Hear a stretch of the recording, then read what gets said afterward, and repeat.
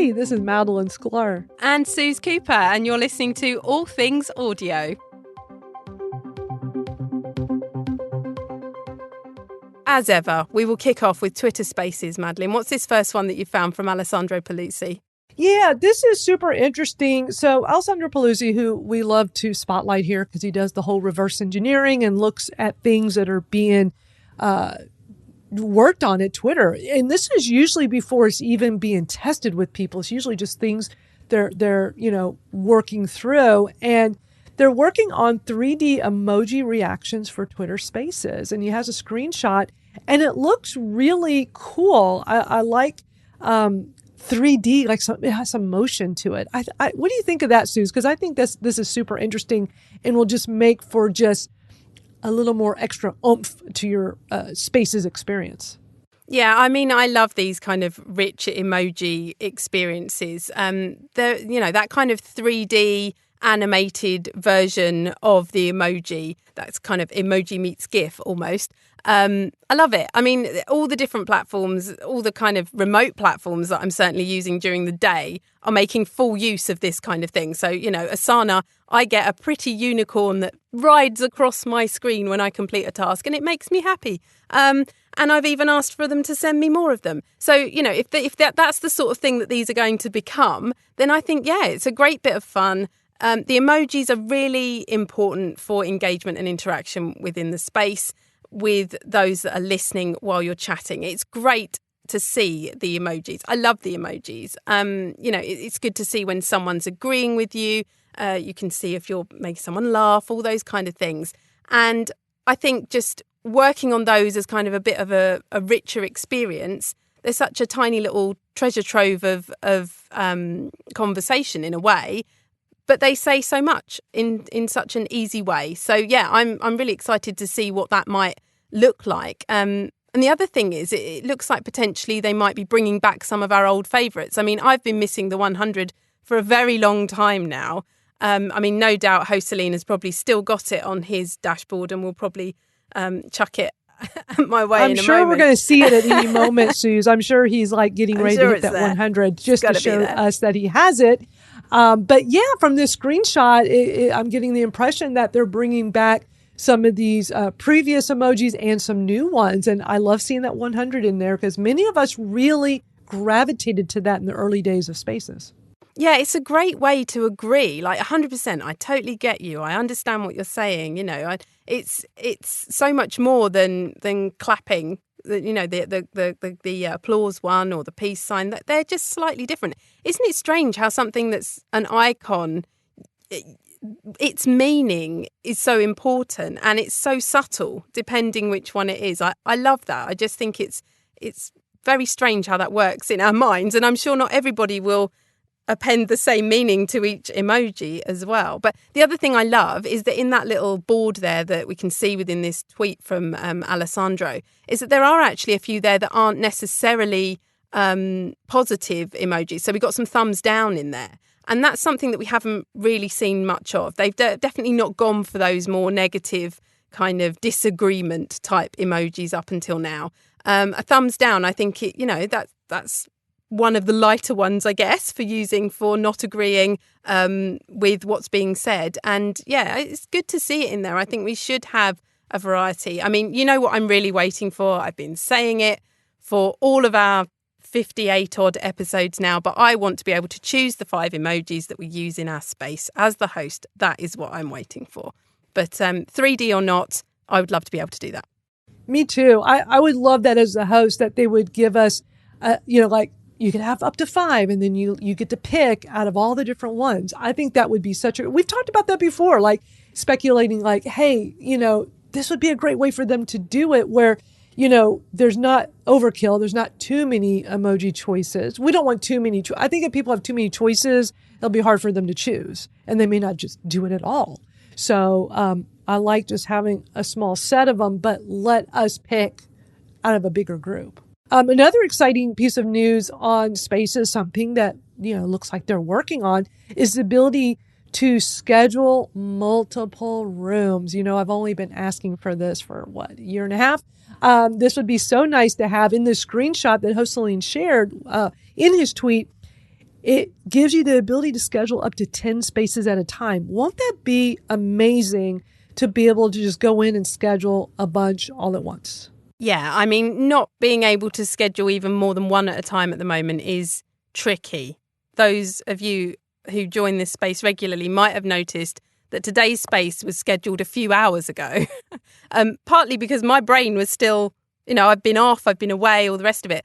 But equally, Madeline's not able to schedule back to back, and she does 3 spaces a week. I mean, it's going to make a huge difference to you if you can schedule even more than one, let alone 10. Huge, because, I'm big with promotions, right? Promoting, marketing is my thing, been doing it a very long time. And what's very frustrating for me is that I can only be promoting one thing at a time, even though I'm doing 3 different rooms per week. So for instance, I can sit here and talk about tomorrow's room, Twitter Smarter. I do have that scheduled because that's my next room. But during the Twitter Smarter chat, during the Spaces chat, I like to talk about the Saturday room, Twitter audits.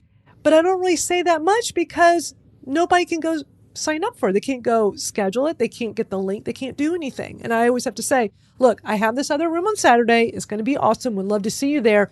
But I can't schedule it till we're done with it. As soon as I hit end in this room right now, because I'll mention it at the end, but it's just very frustrating that I have to wait and then go schedule it. And then here's another dilemma in all this. So I just hit 100,000 Twitter followers. It only took 14 years, but I got there over the weekend. I'm very excited. And one of the things I had mentioned I would do when I hit that milestone is I'm going to schedule a special Twitter Spaces where I talk about my strategies that got me there over the years.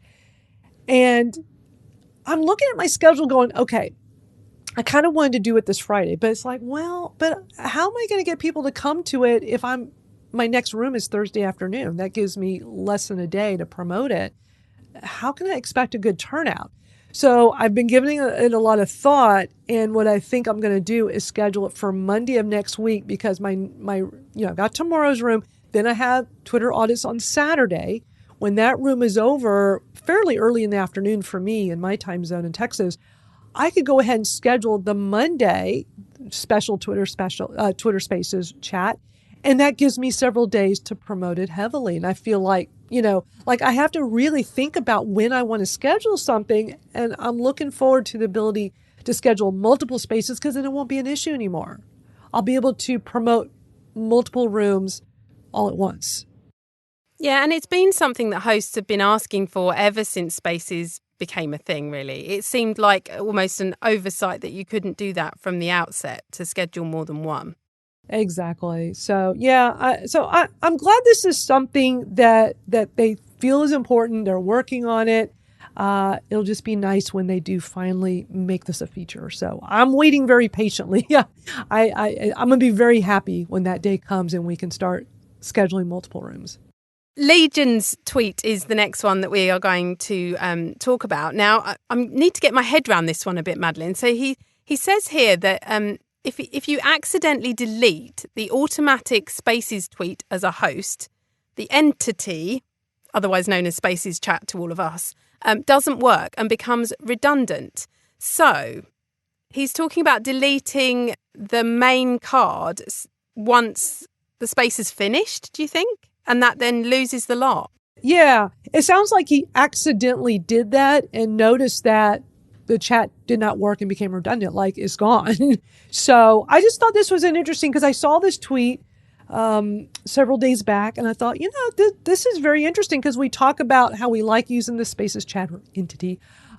We find this very helpful, but we don't want to accidentally delete it, because it sounds like that's a problem because it says cannot retrieve tweets at this time.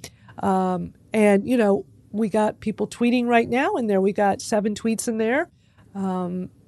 So and I don't know if this is a bug, I don't see anything else that came out of this. So, but I thought, it's something we should pass along so everyone's aware, like, hey, be careful. Don't accidentally delete that unless you don't care and you want to delete it. Like if you want to delete it, that's fine. I suppose the entity is only on one Twitter card then, isn't it? I'm thinking about the fact that, I've tweeted out the Spaces link and the Twitter card is out there for people to hit for the replay.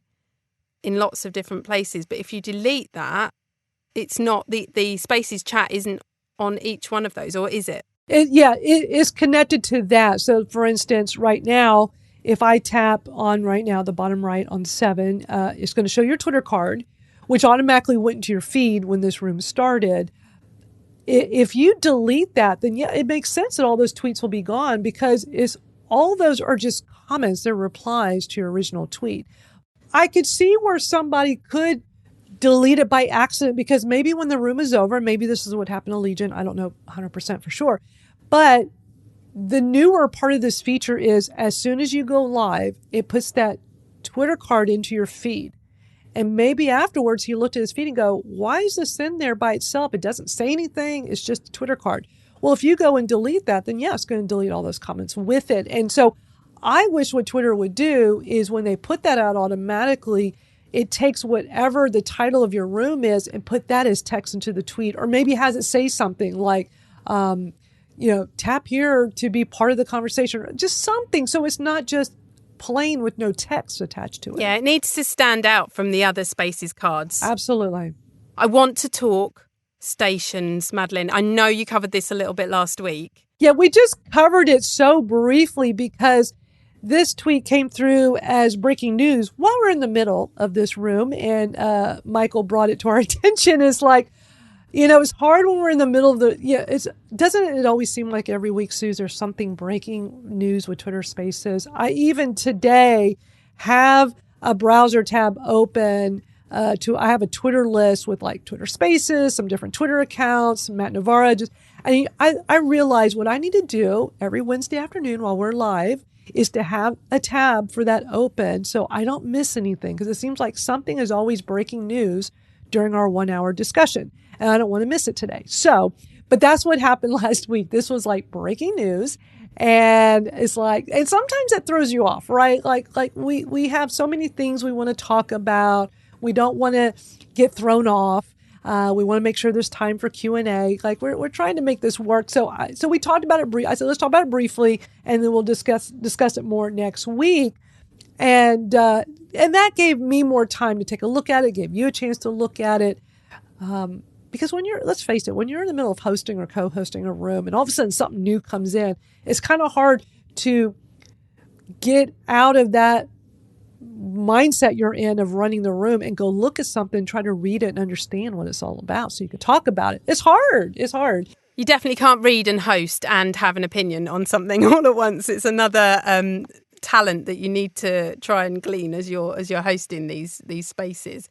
But yeah, I mean, there's a great article as well from TechCrunch that they're kind of wondering what these stations might be. I mean, there's no absolute at the moment. Let's put it that way. This has been uncovered kind of in the reverse engineering guise, and it looks as though from the different images that are being pushed out from Alessandro and others, that these are established podcasts that may well be within the stations. But the TechCrunch article talks about that not necessarily being the case, and these just being kind of mock-up images. And it's kind of talking about it as though it will just be spaces. So perhaps this is the search engine for spaces that we've all been waiting for, with it being arranged under topics, otherwise known as stations. And maybe this will be our discoverability tool that we have been missing for so long. However, knowing that Twitter have been talking about bringing podcasts onto the platform, it seems quite unlikely that it's just going to be spaces, doesn't it, Madeline? Yeah, it just really seems like they're combining spaces and podcasts into one. And in Alessandro's second tweet, he even says the Spaces tab will be renamed to audio. So that's really interesting. But this screenshot, I really like this because it's making it more visually appealing. Because let's face it, when you go into the Spaces tab, it's not very exciting to look at. This makes more sense. They're pulling in the profile picture on the account that's showing a room, like in this example, New York Times, Reuters, Bloomberg. It's just more visually appealing to look at. And I really like, and the upcoming spaces the whole thing just looks way better. And I also like that he mentions in the second tweet that with this station's feature, you'll be able to listen to your favorite podcast while you're basically surfing around in Twitter, which we can do in Spaces right now. All you got to do if you're on mobile, you just at the top left, a little arrow pointing down above the recording button. You just tap that to minimize it. You can see it's still at the very bottom. But I can be surfing around on Twitter, which is really nice while you're in Spaces, especially if you're listening to a replay, maybe while you're working out or in the car or something. You're doing something else. Or you're just surfing, like whatever it is you're doing, you don't have to have that screen full on. And I really like that you can be doing other things, but I like that they're looking at making this more of an audio thing. So not just Spaces, not just podcasts. It'll be really interesting to see how this all plays out for sure. Absolutely. I mean, the other one that's really caught my attention is the Spaces Spotlight screen grab that he's got there, which shows several, I'm assuming they are Twitter Spaces. Yeah, they've got listener numbers, so they must be. But the ones that are spotlighted here, and I know it's just a mock-up, but the ones that are here, they're all major publishers. So New York Times, Reuters, Bloomberg Opinion, upcoming Spaces, Bloomberg Opinion. And it just makes you think discoverability is something we've been after. Is something like Spaces Spotlight going to be a paid-for spot that only the massive publishers are going to have anything like the budget to get their space promoted in that area? Which, once again, where does that leave the rest of us that are trying so hard and, regularly creating content and everything else? Please don't forget about us, Twitter. We want to be discovered as well. Well, and it's possible this is just for the mock-up and just wanting to show things that are more popular. No way to really know just yet until this gets released, but I'm hoping that the Spaces Spotlight will be based on your interest, the topics you have on your account, to pull in the things they think that you would be interested in, the way Spaces tab is currently working. So I'm hoping that's the case. But yeah, I mean, this just is so visually appealing. I think this is a great direction for them to be going.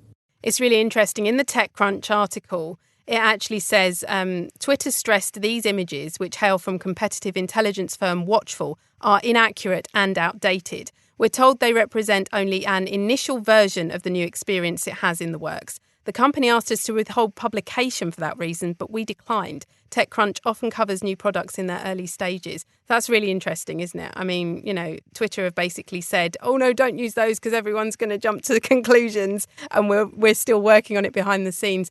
Unfortunately, the reverse engineers are just too clever, aren't they? And we like to wonder about what's going on and have our opinions on it as it's being built nowadays. Absolutely, yeah. So that's it for the Spaces news, and a lot for us to cover today. But now there's really exciting Clubhouse news. And last week, Michael mentioned this just a little bit, but there's been so much more information that's come out with this new thing. They're going to kind of split up Clubhouse into what they're saying mini clubhouses and calling it houses. What are your thoughts on this, Suze? Because you use Clubhouse more than I do. Does this sound interesting to you? Yeah, I mean, I've been testing out on the beta of houses, along with thanks to Morgan, who'd invited me into a house that he was testing out. It is really interesting, and the way that Paul Davison puts this in his tweet, big news: Clubhouse is splitting up into many clubhouses. I mean, that's a complete change from the way that Clubhouse has been seen up until now. The idea of this is that essentially you can have a house with only invited guests in there. So you've got a much more kind of trusted, smaller group of people. Generally that each of you will know someone else in the house because you'll have invited them. And I guess that allows for a more intimate social audio experience. As far as I know, Clubhouse as it isn't going anywhere. This is just something that they're adding on as an extra feature. I've really enjoyed the conversations that I've had within the house that I'd been testing out and that Morgan had set up. Because the people in there, I felt like I already knew them a little bit, and it's kind of easier in a way to have those conversations. There's still some people across the seas, like Jocelyn, that I've never even met, but even so, there's already a relationship that's been built up. And so it's a very different experience. I really like the idea of it. they have gone back to invite only with this at the moment, from what I can see. So on the tweet here from Paul, he says, beta is here. Here's the Google form. We all had to fill out the Google form in the early days of Spaces, Madeline. I remember you sending me the link. And here we are again with an invite only. They want to very much monitor what's going to be going on in there, what people want to set up a house for, what your house is going to be called. The form's quite straightforward, but they do want you to explain how you describe your house to other people and who would you invite to be your founding members. So, they're really thinking about this. I mean, if you're filling out a form, I'm guessing there's someone on the other end that's sitting there reading through them all as well. So who knows what kind of things this is going to, bring up into social audio. But as you were all saying at the end of last week's episode as well, this is just the tip of the iceberg. Social audio is still so new. It could go just about anywhere. And I think, everyone kind of figured Clubhouse knows what it's doing. It's established now. It's there. It's kind of got its feet under the table and away it goes. Well, actually, they're willing to change it up. They're willing to try something else, try something new. And that's great. So, yeah, I'm really excited to see where it goes and what people do with it. Yeah, I think this is really smart on their part. I like this TechCrunch article because it really shares a lot more details. It says, think of houses as private hallways just for your favorite people. You can drop in anytime, hop from room to room, catch up with friends and meet their friends. Houses usually have regular meetup times and everyone gets to nominate a few friends. So the house grows through people you trust, or you can keep it closed if you like. It's fun either way. Love that. I mean, it really just explains it really fully. And, the thought of being able to have your own private community through this houses feature is very enticing. I might have to play around with that because I like the sound of that a lot.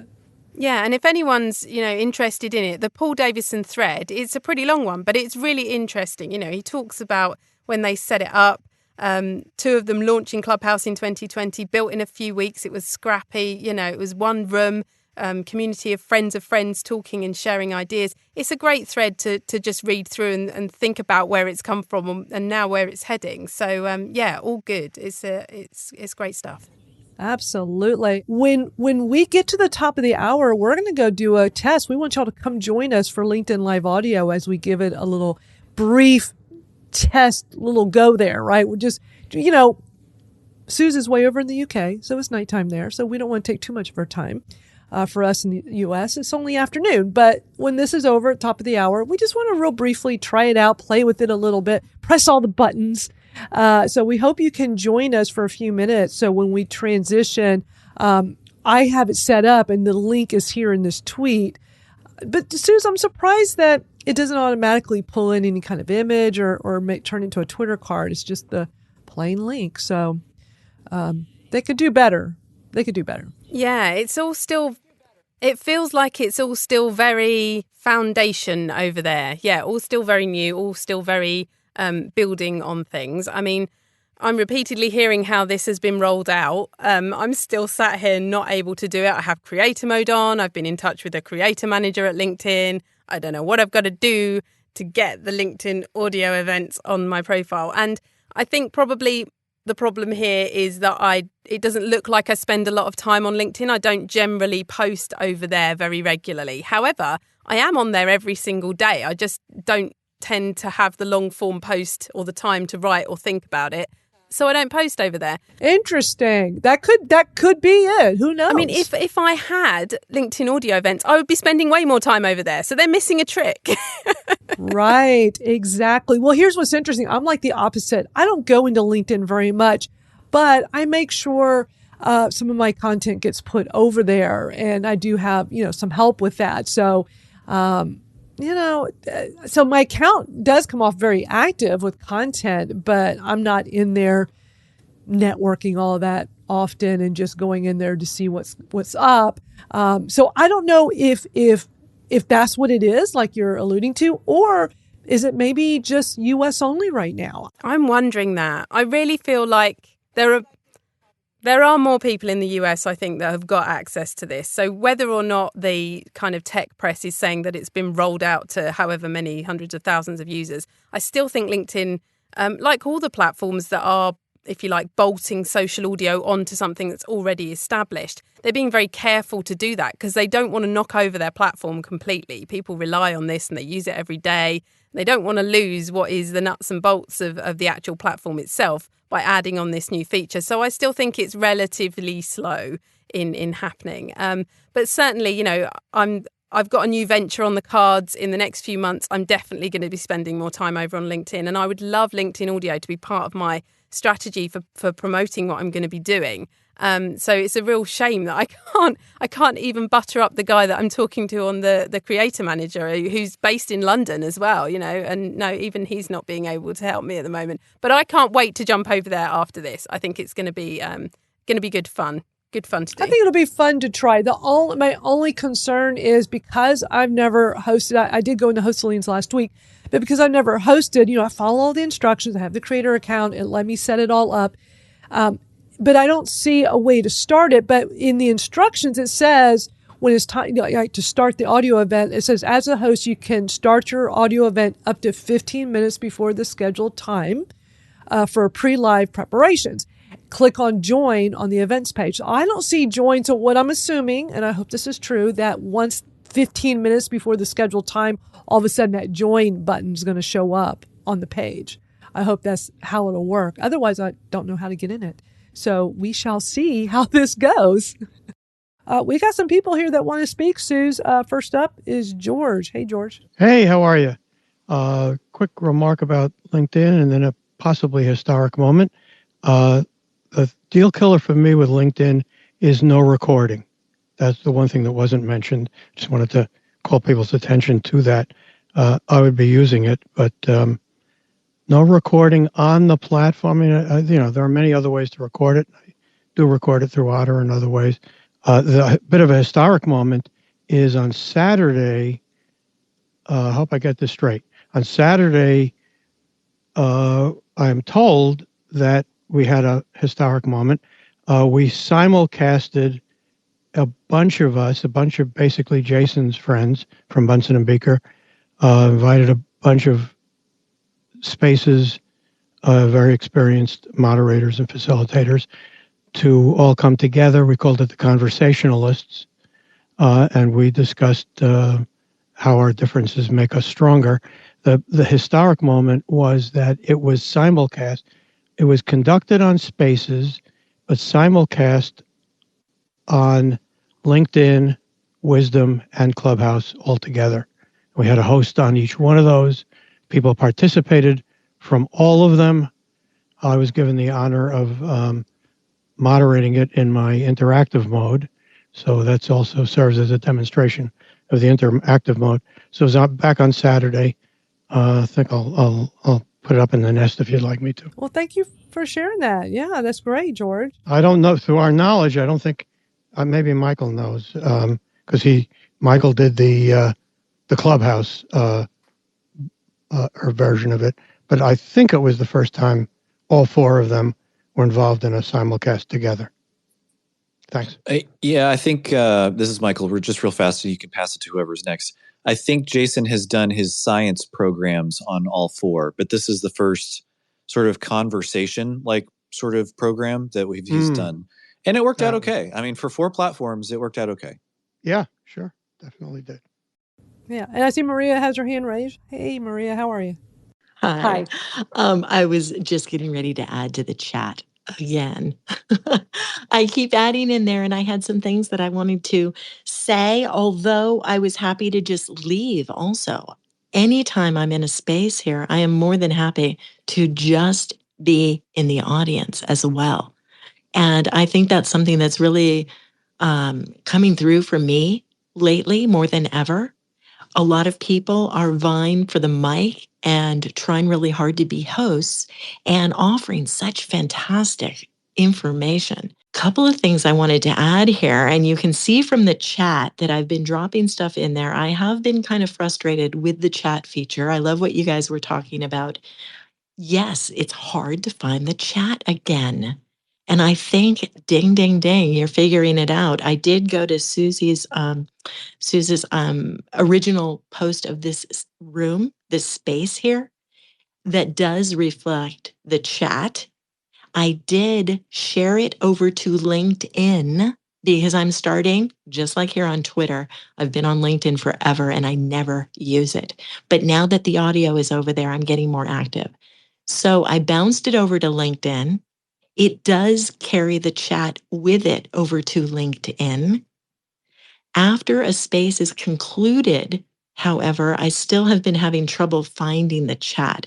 And one of the things that I love, love, love about the chat is that the links work and we can share pictures with each other and we can go from there in the chat. So I have been encouraging people in my spaces and spaces that I'm in to use that chat. I find it very useful, but I'm getting disillusioned because I can see it's hard to find it again.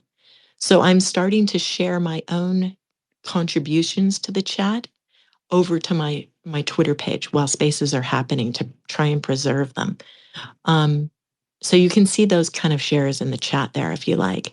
Thank you for sharing. I want to point out, so, earlier I mentioned my instructions on the LinkedIn Live audio says 15 minutes, 15 minutes before your scheduled room starts, you can go in and do a pre-live preparation thing. And I assume that's when the join button will all of a sudden appear. And sure enough, 5 minutes ago when it was, 15 till the top of the hour, I refreshed my page, my LinkedIn events page, and now there is a join button. Lovely. I love it when it works. Yes, I know. Well, I'm sure some of our listeners here who have hosted LinkedIn Live Audio are probably like, yes, Madeline, it's going to pop up. Just be patient. It'll be there. But it's unknown for Susan and I, so I don't know. I'm just going by what the instructions say. And it was, even with the instructions, it was just more of an assumption that would happen because it wasn't super clear. But yes, I do see the join button. So what's going to be great is when we're ready to transition, we're done with all of our guest speakers here, and we're ready to transition, I'll be able to, I'll make sure it is working, it is live before we close this room, so we know that we're not sending you into the abyss, because we do want to try this and make sure it is working. I see Adam's here. Hey, Adam, how's it going? It is going terrific, actually. I was wondering, do you think it's ethical to record a space, or like, is it okay to record a space? Like, let's say, for example, LinkedIn, because they don't have that option for some people. Like, are we okay to do that? It's a great question. And it's one that was exactly the same when Spaces started up. And, actual recording on the platform wasn't an option.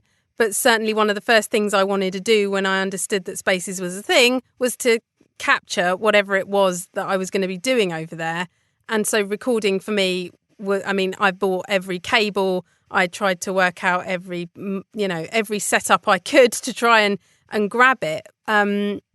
At the time, I think it was a very grey area for Twitter as to whether or not you should. I was always careful to let people know if I was recording.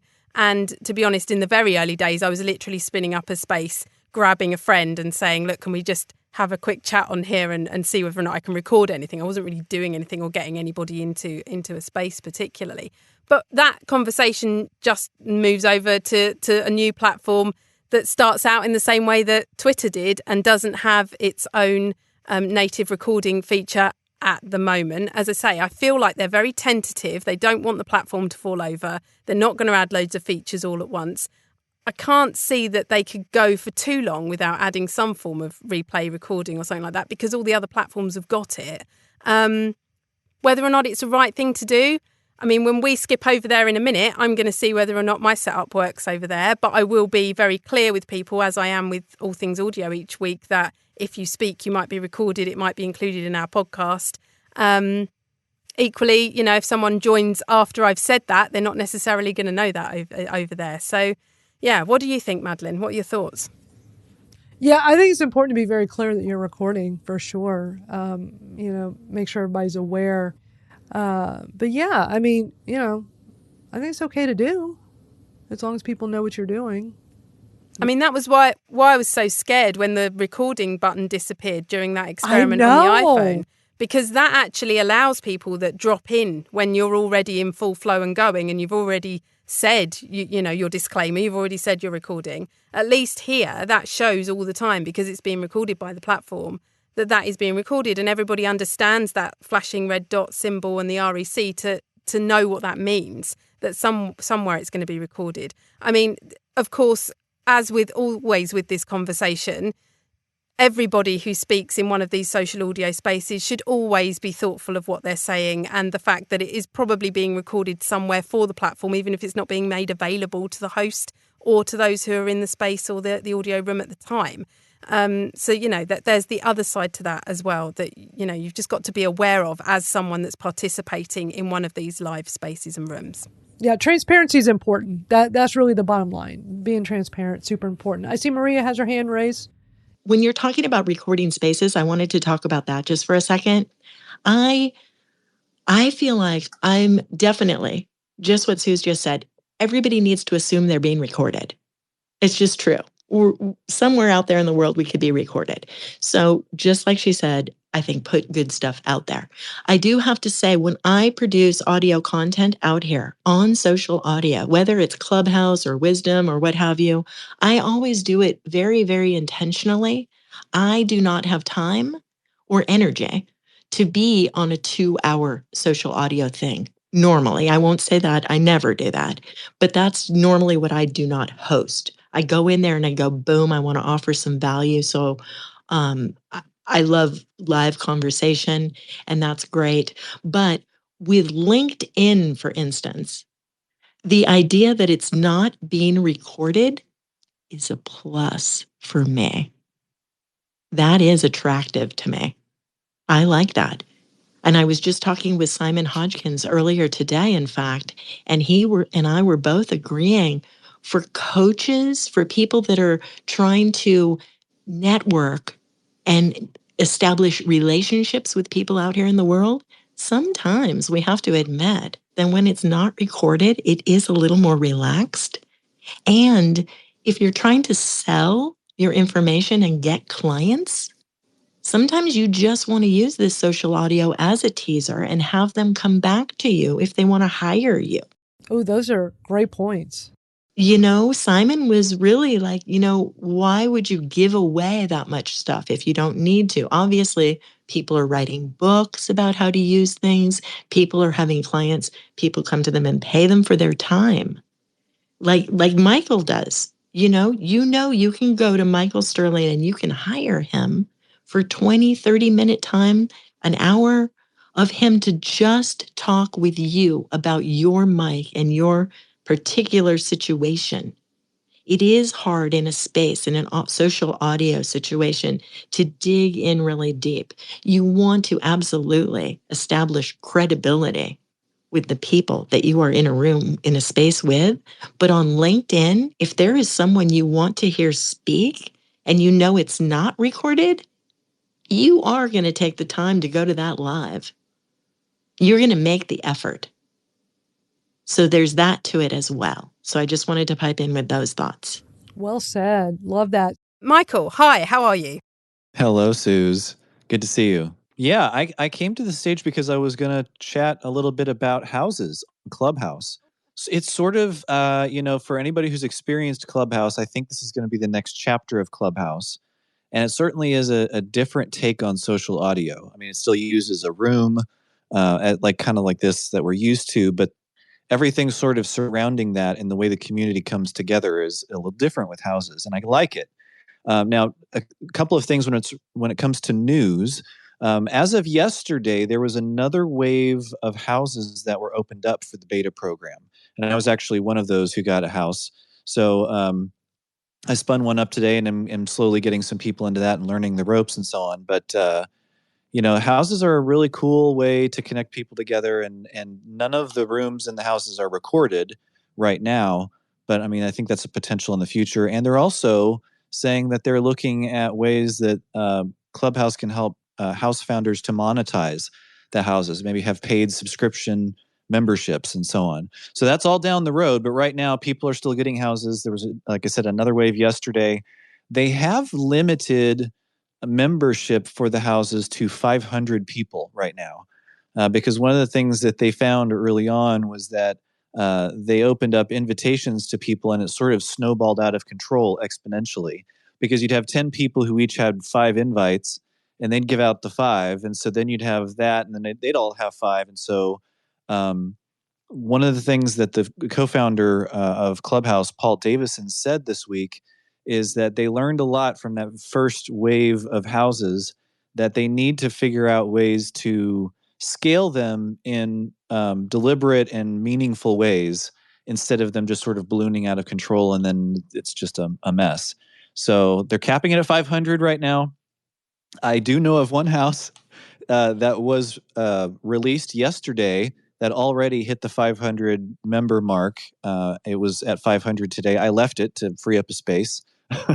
So yeah, houses are certainly they're on their way from Clubhouse. So, and I'm happy to answer any questions if anybody has some, if I have the answers to them. I mean, how is the experience different from just being like jumping into a general room on Clubhouse? Yeah, so the idea is that you have a membership in the house. And so all the members can go to, I guess, what I'll call the house wall. And that shows you the different members that are online. It shows you what rooms are going on in the house at the time. It has a house chat, which is kind of unique in that you can leave a message to everyone in the house and they will get a notification with that message. So like the house that I've started up is about audio creators and technicians and engineers and people. And so, one of the room ideas I had is that if somebody is going to get a new microphone, they need, one they had doesn't work anymore, they need something else. So they can put in the chat, hey, I need to buy a new microphone for my guitar. Who can help me out? And then actually, once they post that message to the house chat, this is really unique. You could wave that person into a room, and that room title will be the message from the house chat. So the room title will say, hey, I'm looking for a microphone for my guitar. Who can help me with that? That's the room title. So there's all sorts of unique things that are still shaking out with houses, but it really is sort of this kind of closed community, invite only right now, that allows people of like mind and temperament or whatever to come together, spin up as many houses at one time as you want. You can change the house or the room titles when you, I said houses, as many houses you want. Spin up as many rooms as you want. And then you can change the room title as a moderator, which is pretty cool, because in the rest of Clubhouse, you can't do that, which has been sort of a sore spot. Hey, Suze. Hello. Can you hear me? Yes, loud and clear. We made it into LinkedIn audio. We did. And I'm trying to add the people that are requesting. I'm doing everything on my end, but I keep getting error messages too. Because I see, okay, so this is really bizarre. So I have to see you're raising the hand at the bottom, and I have to keep scrolling up and down, which is very frustrating. So I see George's hand is raised. I click on it. Allow to speak is an option. I click on that. And I guess he's doing something. Then I see, if I scroll back up, I see one person asked to speak, and it's him, and I hit allow. This is too difficult. This is like too many. I have to do too many things to get y'all in. And it's very frustrating. I have to scroll up and down, and pay attention. And half the time it works, half the time it doesn't. So, and George cannot get in. I keep trying, not working. I think we're spoiled at this point. Like Clubhouse and Spaces have got lots of different features and functions. We're looking at soundboards and stations and 3D emojis that we were talking about earlier on All Things Audio. And as we alluded to then, really, LinkedIn is just at the very, very start. I mean, they're a good kind of where Spaces was maybe 18 months, 2 years ago. So, they are going to build up. They are going to build up slowly. Again, I've said it several times this evening about the fact that I don't feel like they're rolling it out particularly fast. I think that's probably because they don't want the whole platform to fall over under it.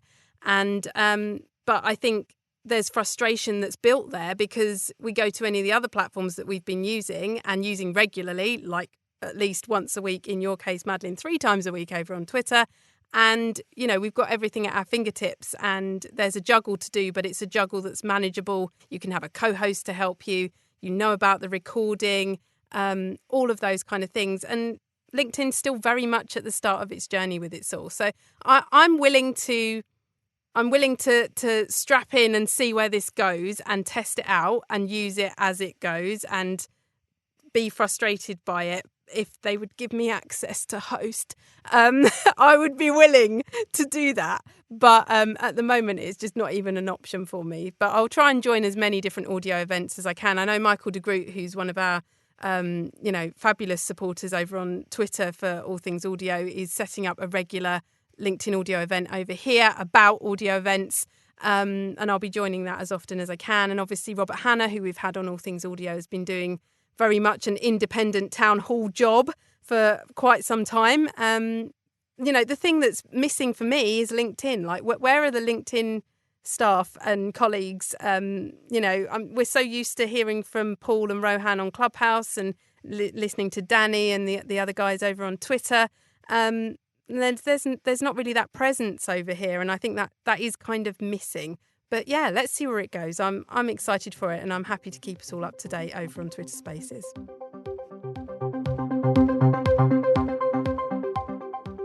Thank you to all of our speakers who came on and shared so much great stuff. And we're available in all of your favorite podcast apps. We're out there, All Things Audio. You can also go to allthingsaudiopodcast.com as well. You certainly can. And you can catch us here on Twitter and use the hashtag AllThingsAudio, and we'll pick that up throughout the week. So that's it for this week. But thank you so much to everyone that's been here in the space with us and those of you listening. And we'll catch up with you next week. Bye, everybody.